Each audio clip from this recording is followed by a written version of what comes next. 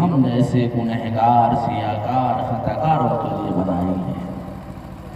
تو اللہ رب العزت نے کلام مقدس کے اندر فرمایا وَمِنْ آيَاتِهِ أَنْ خَلَقَ لَكُم مِّنْ أَنفُسِكُمْ أَزْوَاجًا لِتَسْكُنُوا إِلَيْهَا، کہ یہ اللہ کی نشانیوں میں سے کہ تمہارے ہی جنس سے بنائے تمہارے لیے جوڑے۔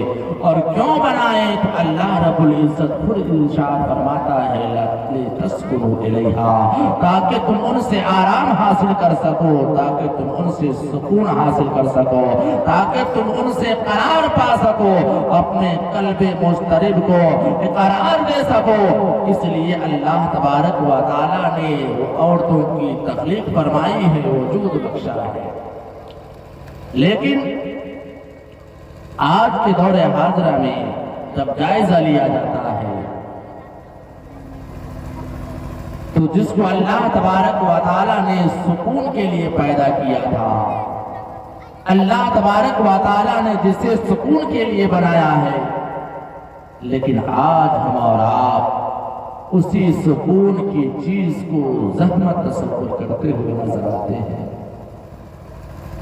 جس سکون کو اللہ تبارک و تعالیٰ نے مردوں کے لیے تخلیق فرمائی ہے، اس چیز کا نام ہے عورت۔ اور اس کائنات میں جتنی چیزیں ہیں، اللہ نے آسمان کی بلندی کو پیدا کیا، کتنا حسین بنایا۔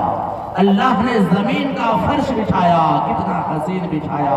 اللہ نے اپنے بندوں کے لیے آسمان میں چاند و ستارے لگائے، اور اللہ تبارک و تعالیٰ نے انسان کو روشنی بخشنے کے لیے سورج کو وجود بخشا ہے۔ اس کائنات میں اللہ تبارک و تعالیٰ نے ہر ذرے کو اپنے بندوں کے لیے پیدا فرمایا ہے۔ تو اس جہاں میں سب سے زیادہ حسین کون ہے؟ اس جہاں میں سب سے زیادہ خوبصورت کون ہے؟ اس جہاں میں سب سے زیادہ حسین کون ہے؟ کیا اس جہاں میں چاند سب سے زیادہ خوبصورت ہے؟ نہیں میرے دوستو۔ کیا سورج سب سے زیادہ حسین ہے؟ نہیں میرے بزرگوں۔ کیا آسمان کا سامیانہ خوبصورت ہے؟ نہیں میرے دوستو۔ کیا یہ زمین کا فرش سب سے زیادہ حسین ہے؟ نہیں دوستو۔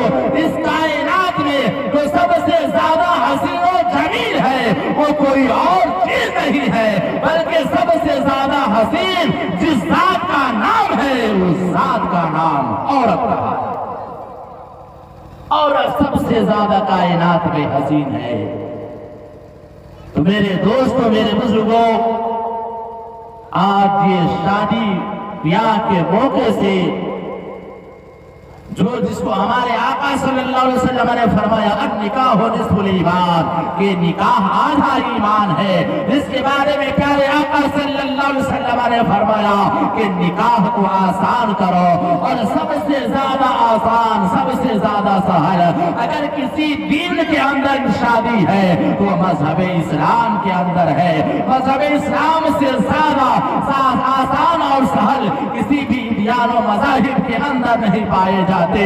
میرے دوستو، میرے بزرگوں، آؤ دیکھیں اپنے آقا کریم صلی اللہ علیہ وسلم کو۔ پیارے آقا صلی اللہ علیہ وسلم کے پاس بھی ایک میرے آقا صلی اللہ علیہ وسلم نے اپنی پیاری بیٹی حضرت سیدہ فاطمہ الزہرا رضی اللہ تعالی عنہ کا نکاح کیسے فرمایا ہے۔ میرے آقا کریم صلی اللہ علیہ وسلم جب حضرت فاطمہ الزہرا رضی اللہ تعالی عنہ کا نکاح فرما رہے ہیں تو مسجد نبوی ہے، چند صحابہ کرام کی انجمن لگی ہوئی ہے۔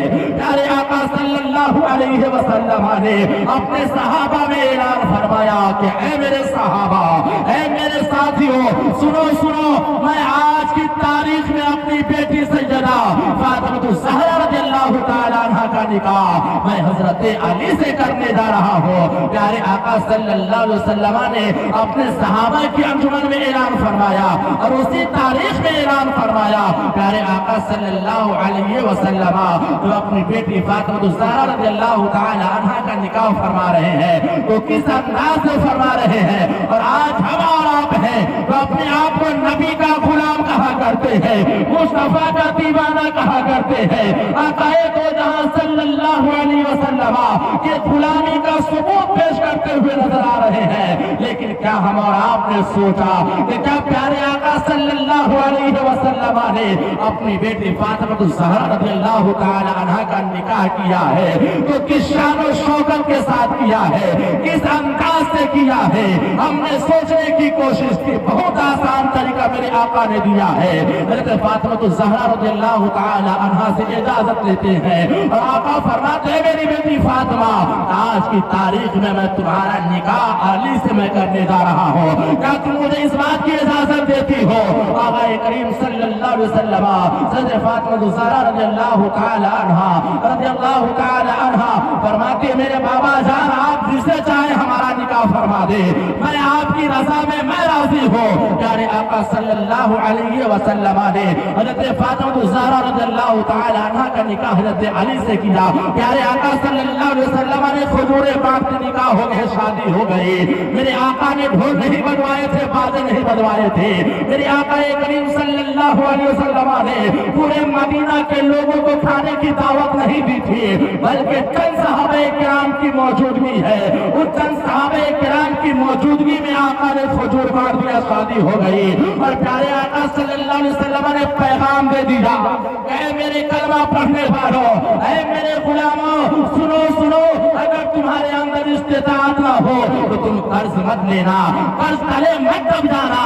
اگر تمہارے اندر استطاعت نہ ہو تو تم پریشان نہ ہونا، دیکھ لینا کہ تمہارے پیارے نبی جو مختار کل ہے، جو ساری کائنات کے لیے مالک مختار ہے، جو آسمان و زمین کے مالک ہے، جو جنت کے مالک ہے، ساری کائنات کی خزانے کی کنجی میں رب کعبہ نے اپنے محبوب کو عطا کر دیا ہے۔ وہ پیارے نبی صلی اللہ علیہ وسلم اتنی آسان طریقے سے اپنی بیٹی کی شادی کر رہے ہیں، اسی آسان طریقے سے تو اپنی بیٹی کی بھی شادی کر لینا، تمہیں غریبی کا احساس نہیں ہوگا۔ میرے آقا کہہ لیتے، میرے آقا کہہ لیتے وہ اپنی بیٹی فاطمہ الزہرا رضی اللہ تعالی عنہ کے نکاح میں شادی کے وقت پورے مدینہ منورہ کے لوگوں کو کھلا سکتے تھے۔ پیارے آقا صلی اللہ علیہ وسلم چاہتے وہ پورے مدینہ کے لوگوں کو بارات کی شکل میں اپنے دروازے پر بلا لیتے، لیکن میرے آقا جانتے تھے کہ میری آنے والی امت کمزور ہوں گی، میری آنے والی امت کمزور ہوں گی، میری آنے والی امت غریب ہوں گی، مسکین ہوں گی، مفلسوں کا لاز ہوں گی۔ اگر میں آج شان و شوکت کے ساتھ اپنی بیٹی فاطمہ کا نکاح کر رہا ہوں تو میرے آنے والی امت پریشان ہو جائیں گے، میری آنے والی امت تباہ ہو جائیں گے، میری آنے والی امت غریب ہوں گی اور اپنی ضرورت کی بنیاد پر اپنی بچی کی شادی نہیں کر سکیں گے، اس لیے کہ انہوں نے اپنے نبی کی طرز زندگی کو دیکھیں گے، اپنے آقا کی حیات طیبہ کو دیکھیں گے، پیارے آقا صلی اللہ علیہ وسلم نے کس طریقے سے اپنی بیٹی کی شادی کی اس زمانہ کو دیکھیں گے تو میری امت پریشان ہو جائیں گی۔ اس لیے آقا کریم صلی اللہ علیہ وسلم نے چند صحابہ کرام کی موجودگی میں چند کھجوریں تقسیم کر کے اپنی بیٹی فاطمہ الزہرا رضی اللہ تعالی عنہ کا نکاح فرمایا۔ آج بتائیں کہ ہم میں سے کتنے ایسے لوگ ہیں جو پیارے آقا صلی اللہ علیہ وسلم کی سنت کو ادا کرتے ہوئے نظر آتے ہیں۔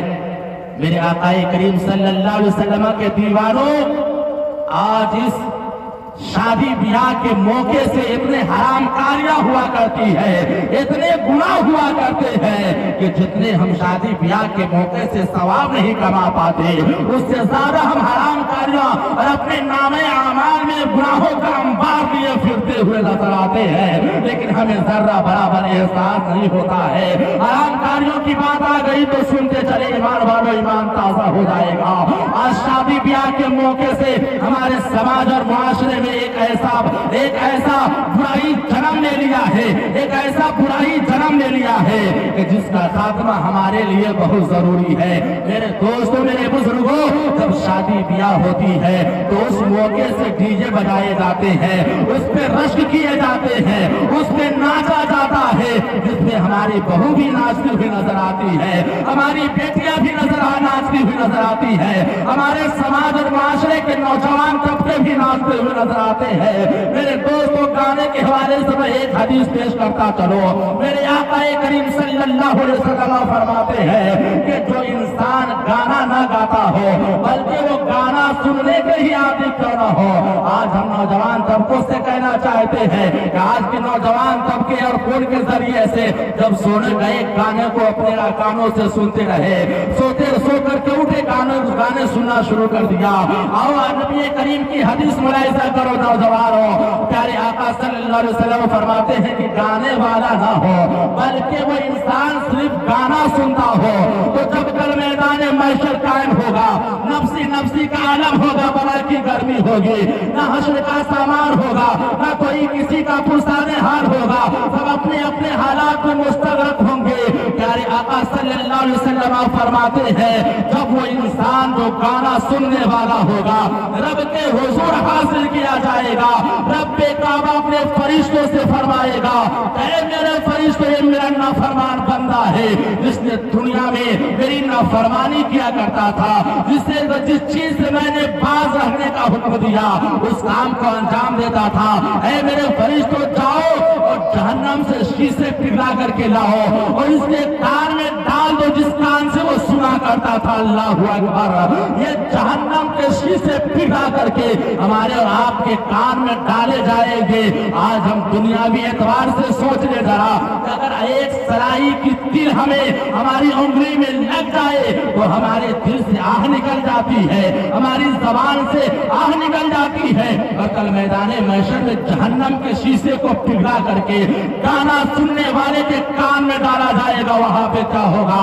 اے ایمان والوں، اے نوجوانوں، ابھی بھی وقت ہے اپنے گناہوں سے سچی توبہ کر لو، اللہ توبہ قبول فرمانے والا ہے، اور جب تمہاری توبہ قبول ہو جائے گی تو اللہ تبارک و تعالی تمہیں عزت کی زندگی یہاں بھی عطا فرمائے گا اور عزت کی زندگی وہاں بھی عطا۔